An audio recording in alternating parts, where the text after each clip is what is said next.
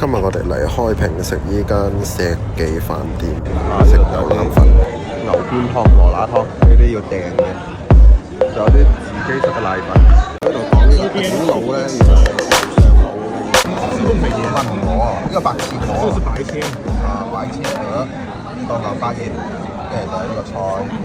喺呢邊開平都興食瀨粉，好似啲東莞瀨粉咁又有。呢個牛雜。牛雜，沒事，吃完就牛放。我也。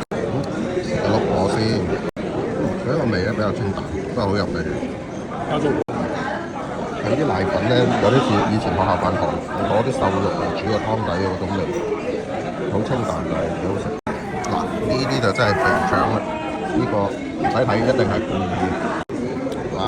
佢真係保留咗啲肥肉咧，好甘香。呢個白切鵝睇落就好嫩，好 juicy。哎呀！牛百葉爽口，有一啲花生油同埋豉油嘅味道好明顯。有啲花生油同平時嗰啲唔一樣，比較香啲。